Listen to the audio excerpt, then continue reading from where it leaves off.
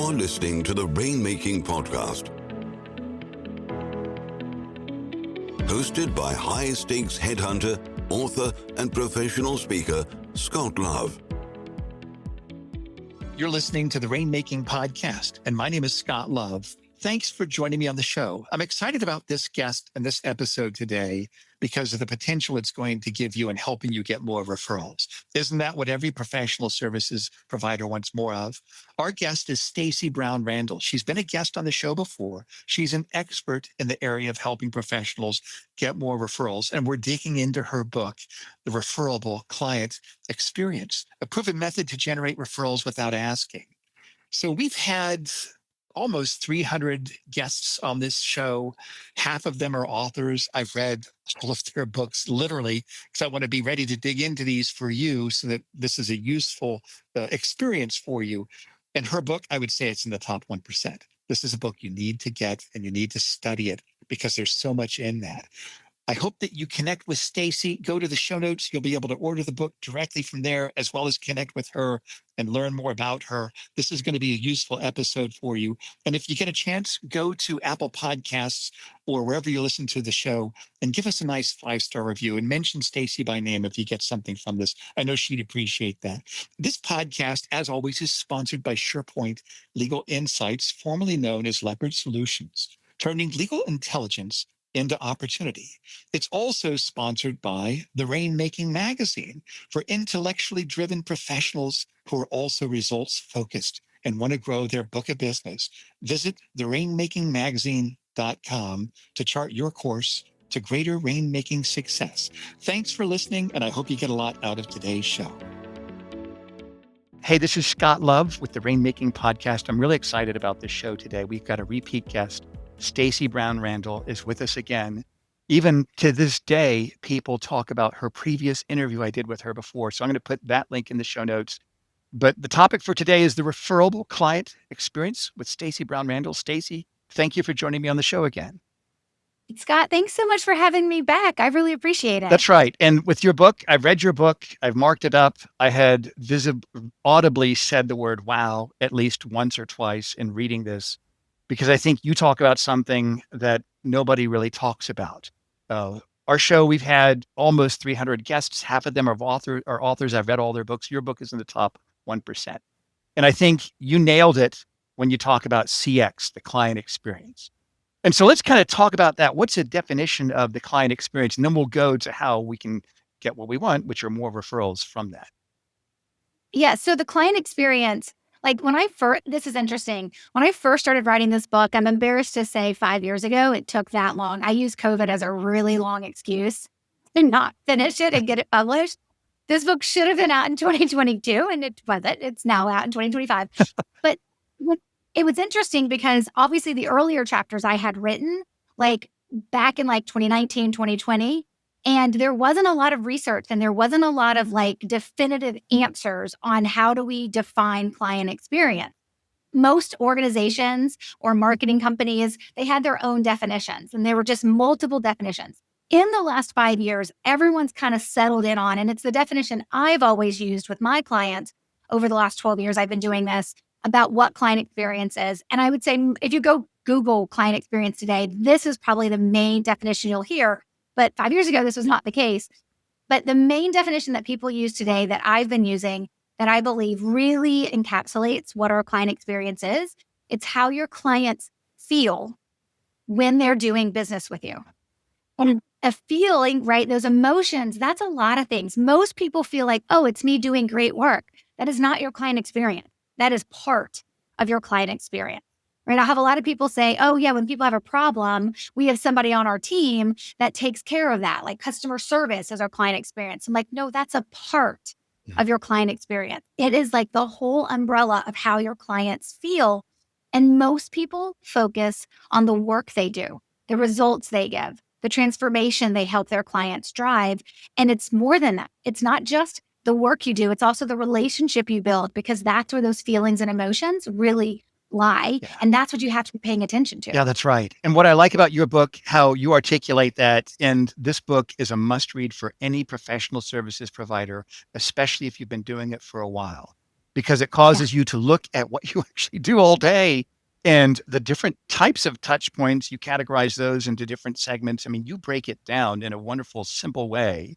So let's kind of dig into a little bit. If my goal is to create the kind of experience so that my clients eagerly give me referrals, what are the things I should keep top of mind? And I like how you talk, it starts with the emotional context of it, and we can't get away from that. Where else should we kind of look at solutions in this area? Yeah. So one of the things I want people to understand is, most of the strategies that I teach my clients, they have one objective, right? It's like we're taught like one call to action when you're writing an email. Like it's like one thing, one objective. The strategies that I typically teach my clients have one objective, except for this one. This strategy has two objectives and they are equally important. And the first one is having a client experience that makes you referable. The second piece is then bridging the gap to referrals, because just being referable will not unleash a river of referrals from your client. And so we first need to focus on making sure that we're referable, and then we can look at bridging the gap. So that's always what I want people to understand. People usually just want to jump to the section of like, okay, just tell me what I need to say that people will give me referrals. And I'm like, yeah, but if you're not referable and you're not leaning into the emotions of how they feel, it doesn't matter the tactics that I teach you about what to say and when to say it and how to do it and look for your referral hot zones. And none of that matters if you don't actually have a referable client experience or client experience that's worthy of being referred. And so that's the first place we start. And so what people have to understand is that we break this down into stages. There's lots of books out there that will talk about the client experience, and they'll talk about the 7 stages your clients go through or the 6 stages your clients go through. And you can look at any format of the client experience that you want. I do it in 3. Because I have found with my clients, the more simple I keep it, the more likely they are to like, got it, now I can implement, right? And my goal is not just to give you information, it is to get you to implement on that information as well. And so we look at 3 stages: new, active, alumni. Unless you work with your clients forever, say like a CPA that wants to file your taxes every year. And so your clients don't move to alumni, they stay in that active stage, and that active stage becomes ongoing. But the new client stage and the active stage and the alumni stage, there are moments within those stages where you have the ability to not only do your great work, but also deliver on relationship building touch points. And it's those 2 things that make up the formula of the client experience, which is the work you do plus the relationship you build. And both are delivered to what we call touch points. And it's not like for every work output you do, you need to have a relationship building touch point. Like that's not necessary, but you do need to have some. And can you talk about, I know you talk about the different types of touch points. What does that mean? And what are the different types of professional services providers should be mindful of? Yeah. So every stage has different types of touch points. In the new client stage, when someone's brand new working with you, and you determine how long your new client stage is new. Some people are like 30 days. Some people are like until they get to this milestone. You determine that. But in the new client stage, where you're going to do your relationship building touch point is where you're overcoming concerns that your client has. And that's what I call the quiet voice, right? That's the quiet voice of them. It's all the things they're thinking that they're not saying to you that they're concerned about or they're questioning or they're worried about. It's like buyer's remorse, but it kind of permeates that entire new stage. And we want to overcome that. So most people, I'll give you this example. Most people will write like a welcome card to their clients. I'm so glad you're a client, or thanks for becoming a client. We're excited to work with you. That's nice, but it's not great. It's nice and it really works for you. It doesn't work for the benefit of the client, and it doesn't overcome the quiet voice. So one of the things I talk about in the book and the language I tell folks to consider is meet them where they are. When a client hires you, figure out, you should know if you've been doing this a while, but you should understand what their number one emotion is. Is it concern that they just spend a lot of money and they're like, oh gosh, did I pick the right person? Is there a concern that this is going to cause me to do a lot of work? And I don't know if I want to do all this work, but I know I need to do this work, right? What is it that's heavy for them? And acknowledge that in the note. Acknowledge that in the welcome note. Be like, hey, when I was a productivity coach, I used to say, hey, we both know this journey is going to stretch and challenge you, and you're not always going to love me through it, right? But you're not alone. I am your co-pilot, and I will be with you every step of the way. Wow. So it's addressing that quiet voice. It's still in a work way, but it's done in a way that really is focusing on the relationship. So that's just an example for the new stage, right? Well, then when you move into the active stage and the alumni stage, your client has moved into different emotional states. And so you want to pay attention to those states right? And make sure you're feeding not just the great work you're doing, but also the relationship moments as well. Right. So let me ask you this. Let me get back to the quiet voice, because that's a brilliant way to Mhm. articulate what I think every professional services provider kind of senses that they might have with their clients and prospective clients. How do you think we can find out what that quiet voice is with our current and past and even prospective clients? Yeah. So I think in some cases, you've probably heard your clients say things after the fact, right? Like once things are going well, they may confide in you. It's like, oh, I was really worried when I said yes to this because it's such a huge investment, right? So some of it's just paying attention and listening. You can also ask, Yeah. right? It's like asking for feedback from your clients, right? Like I know when clients come into my programs to work with me, depending on what level they come in at, they're not inexpensive. Yeah. So I know automatically, no matter like how, revenue rich their business is, they're like making a massive chunk of an investment. And I know to speak to that. The other thing that I know they want to know I need to speak to is the results. And so some of this happens when they're in the buyer's journey, Mm. right? So some of how you talk to your prospects before they say yes to being a client matters. And it kind of helps solve some of these problems as they come in. But the other thing is, I always tell my clients, I'm really, really open and upfront with them. Like, if you don't do the work, there'll be nothing happening, and that won't be on me. Right. So sometimes it's just knowing what it takes, like watching your clients who are successful and figuring out what made them different from those that maybe weren't as successful or weren't as successful as fast. Yeah. Right. So for me, I know it's the doing of the work. And I know you depending on how you work with me, you may come in at a VIP level and I may do most of the work. You still have to implement. Yeah. Right. Or you come in at a different level and you're actually going to watch the trainings and then you got to implement. And so it's just always recognizing what that looks like. Sometimes you just know based on what you do, right? Like if you're an estate planning attorney and you just know that because you've probably been doing this so long that your clients show up and they're like, we have to make really hard decisions. And we have to we've done this twice in our lives. So it's like, I know, like we have to make really hard decisions about our children. And that's going to force us to question everything. Yeah. And so that's an important thing is like just paying attention to what their fears are. Sometimes it's the fears they say when they're in a buyer's journey and they're a prospect. Sometimes it's what they tell you after the fact. And if you don't know, just ask them. Hey, don't ask a brand new client. I would say ask somebody who's like a little further along working with you and be like, hey, when you first signed on the dotted line to say yes to working with me, what was like your biggest concern? Right. Right. I like that. I like that idea. So let's kind of dig a little bit more into having a client experience that makes you referable. That I want to talk about bridging the gap to referrals. What do you think is another significant component of that first section, a clear or client experience makes you referable? What do you think other top of mind variables are that we should consider with that? Oh, yeah. So it really depends on what stage you're in. If you're in the active stage, you need to pay attention to, does the work you do become routine? Or do your clients find themselves in a long waiting game while they're waiting for you behind the scenes? You're working hard, but they're not seeing anything.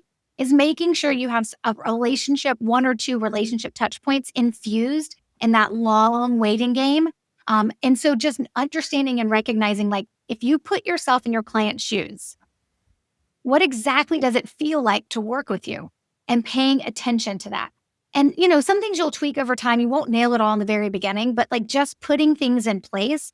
Like usually when I have changed something in my client experience, because let's be honest, writing a book about it, even though I live it and I've been teaching it, then you write a book about it and you're like, and we're going to tighten up some things in our own client experience, right? Like you can't not do that. But for me, I am listening for that feedback. And when I start hearing clients say, like in our onboarding new client stage, I start hearing clients say, wow, that's really locked and loaded. I totally get it. That messaging's on point. And I'm like, yeah, and I've said it 7 times. And now they're telling me they get it. I'm like, okay, that was the right move, right? It's the same thing with the active stage, right? Now that you're just doing the work, you feel like you're doing stuff for them. They may not see it necessarily. So what do you do to bridge in terms of that idea of like the waiting game or the fact that this stuff is happening and I don't really hear from you as much? Can you infuse a relationship-based touch point in that moment? Sometimes you can tie a relationship touch point to a work touch point, right? So let's say you're a website designer and you're providing somebody with their newly created website and they're done technically, right? There's like one round of changes, but you're showing them the website and you're done. You can infuse a relationship touch point with maybe mailing like a small single serving bottle of champagne right? And just be like, hey, let's just celebrate, right? Here you go. Like, here's your website. I know we're not done. I know we got a round of changes to do. Right? You also then reiterate what the expectation is, but I'm just so excited to share this with you. I'm so excited for you to experience this new website. Thank you for allowing us to work with you on it. Something like that, right? So it's looking for the moments where you kind of create, it's like a small wow factor. Do you have to send a bottle of champagne when they're unveiling the new website? No. But what happens when you do? Yeah. And that's the question you need to be asking. They're probably going to love the website the same, but they're going to love you more if there's a relationship building there and they feel better taken care of. And I like the fact that you break that all down in your book, and it forced me to think about my own practice with clients and with candidates, to where I'm working on a search. They don't see I'm doing anything. I'm doing a lot, Mr. Client. I'm doing a lot, but you might not see it. So I need to think about infusing a relationship touch point in that process. So thank you for that, Stacey, for that idea. I Yeah. mean, great ideas here. Let's just say that now we want to go to bridging the gap to referrals. What Right. within that strategy, what do you think we should be mindful of as we pursue that? Yeah. Big thing here is if there's 3 kind of opportunities within your client experience to generate referrals. The first one is the right people. The right people, though, are really hard to identify until they refer you. Sometimes you'll just bring a client on board and then they just start referring you and you're like, that's amazing. And you didn't necessarily do anything specific for that. But the right people can't be identified until they reveal themselves, right? And then, of course, they then should get a referral experience on top of their client experience because they're referring you. So that's a little bit different. So first is the right people. Like, they're a blessing and we should take care of them differently and better because they're referring. But we can't like just look at them and like reproduce them or just know a client's going to be that way when they walk in. So that's a little hard. You can't put strategies around that, Right. because those just reveal themselves. But it is one to pay attention to. The second one is what I call your hot zones, your referral hot zones.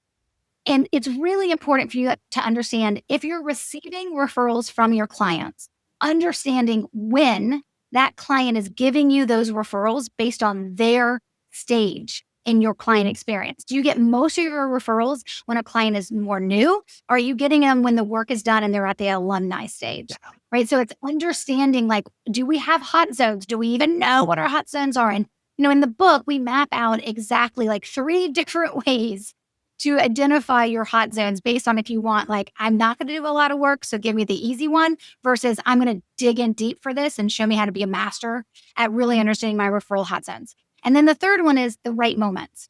When things are said by your clients, or you're in that moment where it's just the right moment and they're saying things, or there's an opportunity for you to plant a referral seed, it's like you know what to say because it's a part of your vocabulary. It's a part of what you've memorized, and it's a part of what you say. And so there are the right people, referral hot zones, and then the right referral moments. And you really need to understand all 3 of them from that perspective. That's great. So people need to sit through, maybe talk with their colleagues, or if they're in a firm, talk with people that get involved in marketing and business development, and kind of really parse out what these are and really kind of create a systematic formula. So then you can replicate that. You can see those opportunities and execute on them when all those things align that you mentioned, Stacey.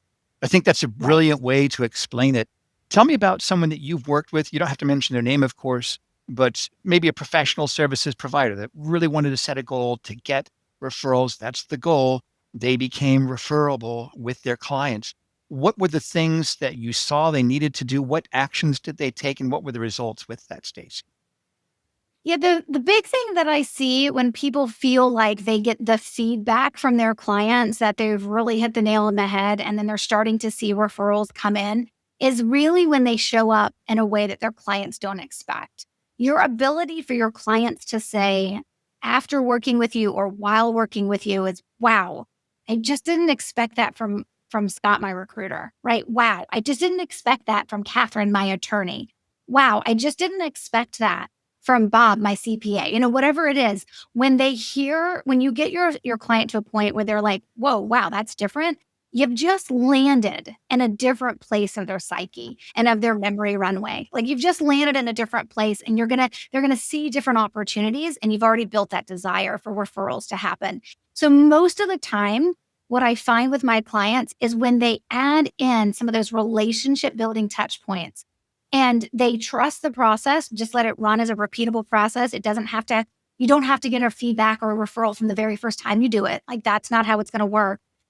It's like when that's how they build their practice. Like, that's how they run their client experience. And then it's almost as if they look back and they're like, wait, we've gotten more referrals from our clients in the last 6 months. And that's the moment when they realize it is the small little things that we're doing outside of the great work that we're delivering that's really allowing us to build out and receive those referrals. I remember I was talking with a business coach, and one main things when he came into my coaching program he wanted to do is he wanted to build in his client experience to get referrals. And I remember him telling me, he was like, I got my first referral, like after he put it into place and he was starting to run it, and then it happened and he got his first referral. And it wasn't from a right person necessarily. It was actually from I think it was a hot zone. I don't think it was a right moment. Yeah. And it was like in that moment, he was like, oh, I see it. I'm showing up different. Does that mean every client who hits every stage of your client experience, who also has this bridging of gaps for referrals to you, is going to turn around and refer you? No. And I try to do a really good job in the book of managing expectations. This takes time to grow, and it doesn't matter how amazing you are. Not all your clients will refer you, even if they can. Some just don't think like that, and it doesn't matter what you do, but you can definitely move a good portion of your clients to the place where they are more likely to refer. And let's be honest, once a client refers, it's way easier to get them to refer again. Absolutely right. And that's the easiest type of business you can get. And I like the fact that this is a thing. You can do more of it. You just have to learn how. And you gave us the book that shows us how to do that, Stacey. So congratulations. And as we summarize this in 3 action steps, what would be 3 action steps? Their goal, I want to get more referrals. I have to have a referable client experience. If you could kind of simplify it, what are the 3 first steps they should take to get started on that? What would you recommend, Stacey? Yeah. So the first thing I would recommend is that you need to map out your client experience to know what you're doing now and look for gaps of where you probably could infuse a relationship-based touch point. So we map this out in chapter 2 of the book of how to go through that process of what it looks like to map out what your client experience is, right? And what you're doing now and where your gaps are to maybe make it better. So that's the first thing. The second thing I would say, and we didn't talk about it, but it's in the book and it's one of my favorite things for people to do is, and I always tell folks, like, I want you to do everything in the book, but if you really do nothing else and you're just like, give me the one thing, then I would say, the second thing I would say is build out your expectation map. You probably remember reading about that. You probably remember seeing the visuals, right, in the book where we talked about the expectation maps. It's giving a visual to your prospects and also to your clients of what it looks like to work with you. What can you expect in working with me? It provides so much clarity to someone to where they start seeing you differently, and it gives you opportunities to plant referral seeds just within that expectation. So that's the second thing I would do. And the third thing I would do is I would spend time, and the third part of this book, really understanding where your referral hot zones are and mapping out that based on data, not recency bias or what you think is happening, but really paying attention. When we've gotten referrals from our clients, what stage was that client in when they referred us? And looking back, and you may go back a couple of years and get some really firm data, and then be very, very specific about the relationship building touch point you infuse there with the right relationship or with the right referral seed language to go along with that relationship touch point. But those would be the 3 things that I would do. They're 3 big things, but they're 3 really important things. This is great, Stacey. This is fantastic advice. Thank you for being a guest on the show. Tell us about your offerings, your services. What do you have? What do you do? And we're going to put Stacey's links to everybody listening in the show notes, as well as the link to order her book. But tell us more about that, Stacey. Yeah, so a big fundamental difference about how I teach referrals than I would say most of the folks out there who teach referrals is that I teach referrals based on the science of referrals. You'll learn a little bit more about that when you read the book, but the science of referrals means that you don't ask for referrals, you don't pay for them, you're not promotional and gimmicky, and you don't have to network all the time to receive them. But that also means with not having to do any of those things you don't want to do to generate referrals, you do have to look at referrals differently. And I teach that referrals live in an ecosystem within your business. So the way that I work with clients is we are going to look at the ecosystem of your business. And of the 20 different strategies that I teach, the Referable Client Experience, the book we've been talking about, is just one of the 20 that I teach. Most of them are much smaller. That's one of our foundational ones. You're going to learn of my 20 strategies what your business needs. And so that's one thing I always tell folks when they come in to work with me. Referrals are not a nail and everything you have is a hammer to solve it. You're going to have a fully loaded toolbox to be able to generate referrals in your business. And it's not just about getting more of them. It's about getting the right quality and the closing ratio and all the things. It's having the right processes in place when you receive them. And so I teach referrals in an ecosystem. However you work with me, you're going to get what you need out of those 20 strategies. That's one thing that's different about how I work with folks, whether you're a VIP, you're in my accelerator, or you're in my coaching program, you're going to have access to those, and we're going to customize and build what you need to generate more referrals, because they should be coming from more than just one place. You should be getting referrals from more than just your clients. There are other people who could be referring you too, and you want a totality of that. But it all exists on my website of the programs of how I work with clients. That's great. Stacey, thank you so much for being here again on the show. And I'd love to have you back on. We can dig into this maybe later in the next few months or so. I'd love to have you back on the show. Yeah, that'd be wonderful. Thank you. Great job today. Thank you again, Stacey. Thank you for listening to the Rainmaking Podcast. For more information about our recruiting services for international law firms, visit our website at attorneysearchgroup.com. To inquire about having Scott speak at your next convention, conference, sales meeting, or executive retreat, visit theRainmakingPodcast.com.